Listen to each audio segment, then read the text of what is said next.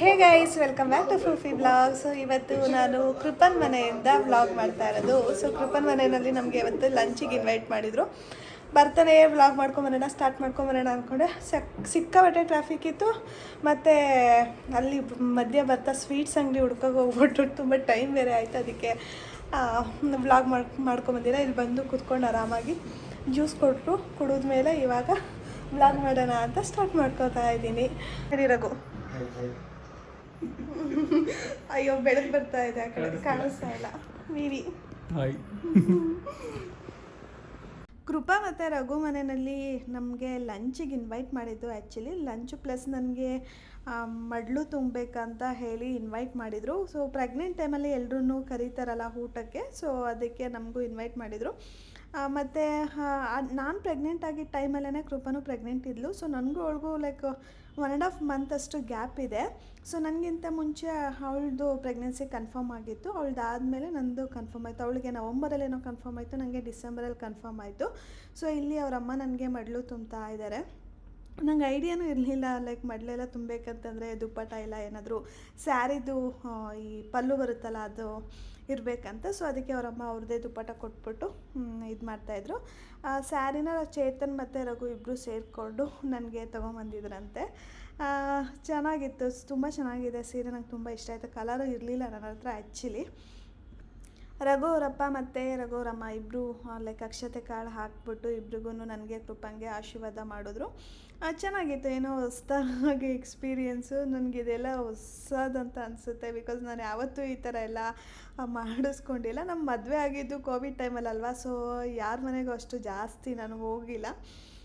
So ಯಾವ ಮದುವೆ ಆದಾಗಿಂದ just Bengaluru ಇಲ್ಲ ನಮ್ಮ ಮನೆಗೆ ಹೋಗ್ತಾಯಿದ್ದೆ. ಯಾರ ಮನೆಗೂ ಅಷ್ಟು ನಾನು ಹೋಗಿದ್ದಿಲ್ಲ. ಜಸ್ಟ್ ಹೋದರೆ ಫ್ರೆಂಡ್ಸ್ ಜೊತೆ ಅಲ್ಲಿ ಇಲ್ಲಿ ಸುತ್ತಾಡ್ತಾ ಇದ್ದೆ. ಸೊ ಈ ಥರ ಟ್ರೆಡಿಷ್ನಲ್ ಮೂಮೆಂಟ್ಸ್ ಎಲ್ಲ ನನಗೆ ಏನೋ ಒಂಥರ ಖುಷಿ ಅನ್ನಿಸ್ತಾ ಇತ್ತು. ಚೆನ್ನಾಗಿತ್ತು ಮಾತ್ರ. ಮತ್ತು ರಘು ಅವರಮ್ಮ ಸ್ವಲ್ಪ ಬ್ಯುಸಿ ಇದ್ದರು. ಅವರು ಕಿಟ್ಟಿ ಪಾರ್ಟಿ ಇತ್ತು. ಸೊ ಅವ್ರ ಫ್ರೆಂಡ್ಸ್ಗಳೆಲ್ಲ ಕಾಲ್ ಮಾಡ್ತಾಯಿದ್ರು. ಅವ್ರು ವೆಯ್ಟ್ ಮಾಡ್ತಾಯಿದ್ರು ಆಂಟಿಗೋಸ್ಕರ. ಸೊ ಅವರು ಆಮೇಲೆ ಹೋದ್ರು. ನಮಗೆ ಇದು ಏನು ಈ ಶಾಸ್ತ್ರ ಇದೆಯಲ್ಲ ಇದನ್ನೆಲ್ಲ ಮುಗಿಸ್ಬಿಟ್ಟು ಪಾಪ ನಾವು ಹೋಗೋ ಅಷ್ಟರಲ್ಲಿ ಲಂಚೆಲ್ಲ ಪ್ರಿಪೇರ್ ಮಾಡಿದ್ರು. ನಾವು ಆ್ಯಕ್ಚುಲಿ ಸ್ವಲ್ಪ ಲೇಟಾಗಿ ಹೋದ್ವಿ. 1/2 hour 45 minutes ಲೇಟ್ ಆಯಿತು, ಟ್ರಾಫಿಕ್ ಇತ್ತಲ್ಲ ಅದಕ್ಕೆ. ಸೊ ಅವ್ರು ಹೋದ್ಮೇಲೆ ನಾವೇ ಎಲ್ಲರೂ ಸೇರಿ ಮನೇಲಿ ಮಾತಾಡಿಕೊಂಡು ಆರಾಮಾಗಿ ಲಂಚ್ ಮಾಡಿಕೊಂಡು ಅದಾದಮೇಲೆ ಚೇತನ್ ಅವ್ರ ಅಮ್ಮನೂ ಬಂದರು. ಅವ್ರ ಜೊತೆನೂ ಮಾತಾಡಿಕೊಂಡು ಟೈಮ್ ಸ್ಪೆಂಡ್ ಮಾಡಿದ್ವಿ. ರಘು ಅವರಮ್ಮ ರೇಗಿಸ್ತಾಯಿದ್ರು. ಸೊ ಇಬ್ರಿಗೂ ಏನಾರು ಗಂಡ್ಮಕ್ಳಾದರೆ ಸೇಮ್ ಇದೇ ಥರ ರಘು ಮತ್ತು ವಿವಿ ಥರ ಫ್ರೆಂಡ್ಸ್ ಆಗ್ತಾರೆ.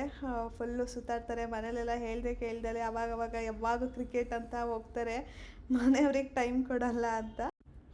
ಮತ್ತು ಚೇತನ್ ಅವರ ಅಮ್ಮನೂ ಬಂದರು. ಸೊ ಇವಾಗ ಎಲ್ಲರೂ ಸೇರಿ ಲಂಚ್ ಮಾಡ್ತಾಯಿದ್ದೀವಿ. ಲಂಚ್ಗೆ ಅಂತ ಬಿರಿಯಾನಿ ಮತ್ತು ಚಿಕನ್ ಚಾಪ್ಸು, ಪಾಯಸ ಮಾಡಿದರು, ಶಾವಿಗೆ ಪಾಯಸ ಮಾಡಿದರು, ಮತ್ತು ರಸಮ್ ರೈಸ್ ಇತ್ತು. ಸೊ ಬಿರಿಯಾನಿ ತುಂಬ ಚೆನ್ನಾಗಿತ್ತು, ಚಾಪ್ಸು ಚೆನ್ನಾಗಿತ್ತು, ಖಾರವಾಗಿ ತುಂಬ ಚೆನ್ನಾಗಿ ಮಾಡಿದರು.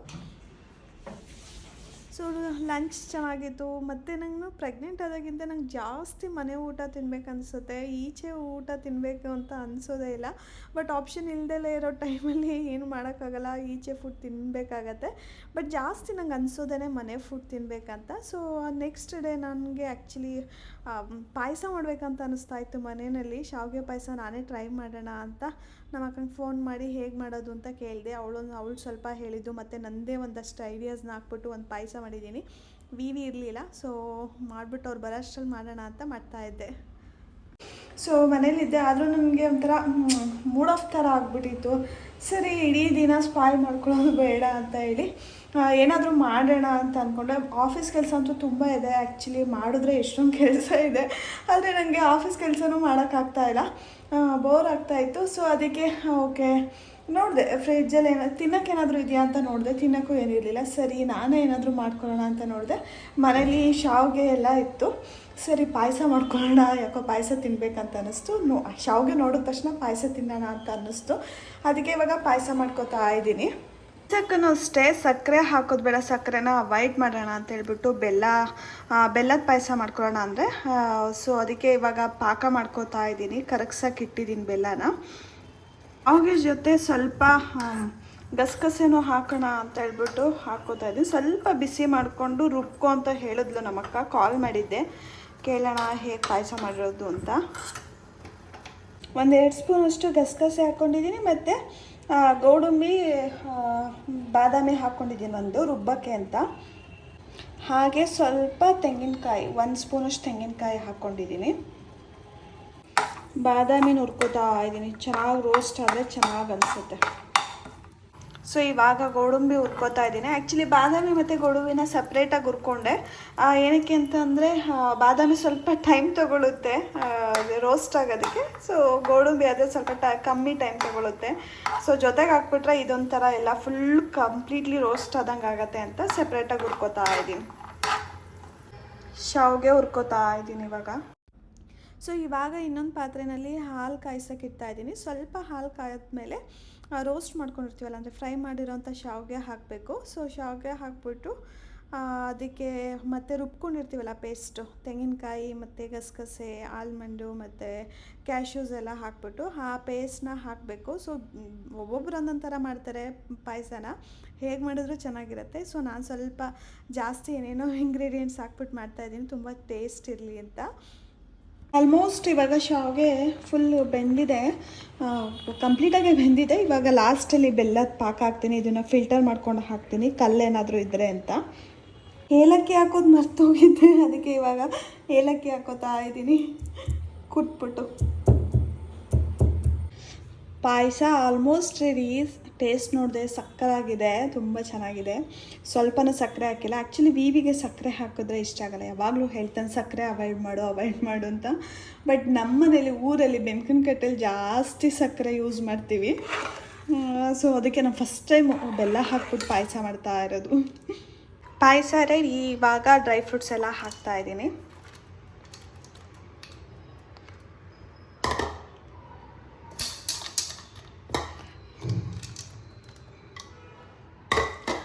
ಜೊತೆಗೆ ಸ್ವಲ್ಪ ಕೇಸರಿ ಹಾಕೋಣ ಅಂತ ಸ್ವಲ್ಪ ಕೇಸರಿ ಹಾಕ್ತಾ ಇದ್ದೀನಿ, ಚೆನ್ನಾಗಿರುತ್ತೆ ಅಂತ.